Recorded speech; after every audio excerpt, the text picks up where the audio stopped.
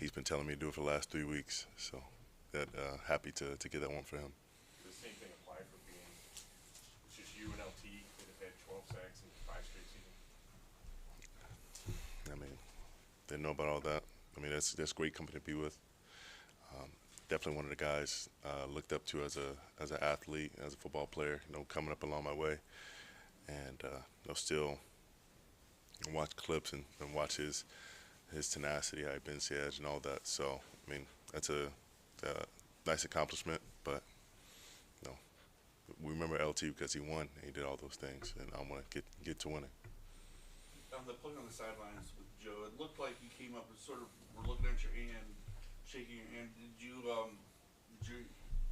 mean, did you do something to it, or was it just sort of a momentary thing? Kind of just had to sort of, I dislocated my finger in the game against the Chargers. I think it was either second quarter or third quarter. But yeah, I did it again. So it was hurting for a second, but got it straightened back out and go back out there. Myles, you just mentioned that winning, and you were very strong in your comments on Friday. Did you get any feedback from anyone in the building about that? Did anybody talk to you about some of the things that you stated? Those conversations that we'll be having at the end of the season. So no, there's nothing that I said that anybody was unaware of. Always been focused on winning. So that's just what we'll talk about after the last game. So I think we asked you some version of this on Friday, but when you have the finger going on or whatever other ailments you're dealing with, like why is it important for you to come back in a game where you guys are losing, the record is what it is? It's important to represent the team that take a chance on me.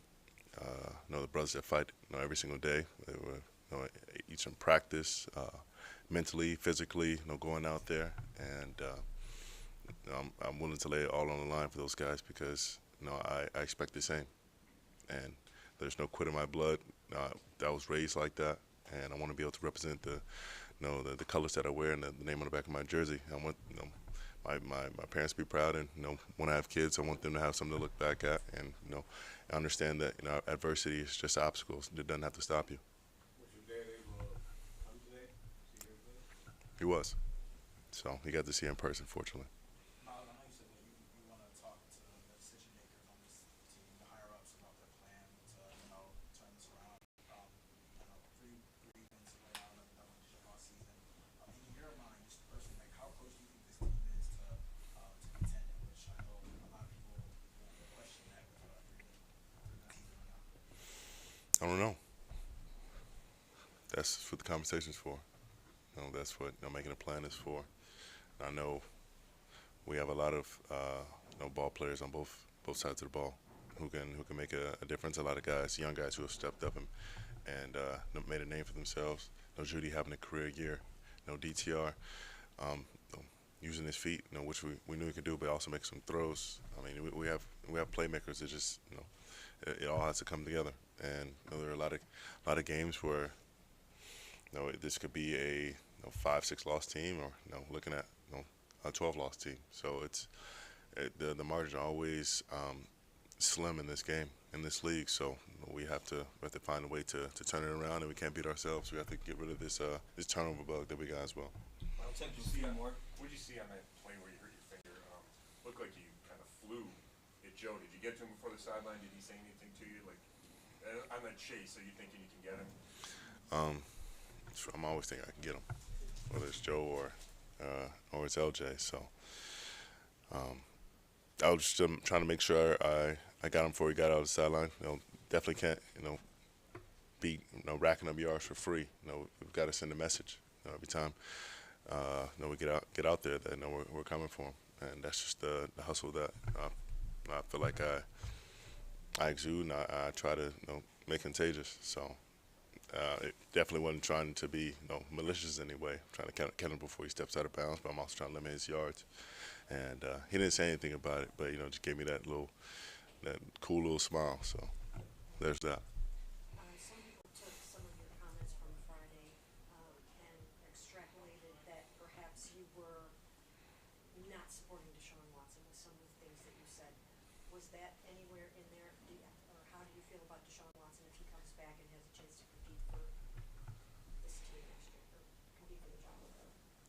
I mean, as long as he's ready and willing to come back, we're gonna support who's ever behind center. So it's not no dig at Deshaun. It's just I'm hoping he's ready when the time comes, when the season comes. But that's a tough injury to come back from, and we don't know his timetable. But always hoping for the best with him, and he's been a hell of a teammate and a hell of a person when he's been in the facility with us, and even off the field, helping support some of the things that we're passionate about. So there's definitely no dig or any no smoke between him and I. Last one from me, Ashley. Myles, some of the younger D linemen made plays today. Isaiah Juwan, Mike Hall gets his first sack. How important is that for them to take advantage of these opportunities, even in the midst of a losing season? I mean, that's what we talk about. Finding your why. Those young guys, you still have a lot to prove. Just because losing season doesn't mean that this doesn't go on your resume. This is all still part of your legacy. Who are you when things aren't going your way? We have to be able to put on the tape and say that you're the same guy, no matter the circumstances. And I think some of the guys took that to heart and jumped off the film on a couple of plays. So all those guys can be big playmakers for us, and I think they're just taking those steps.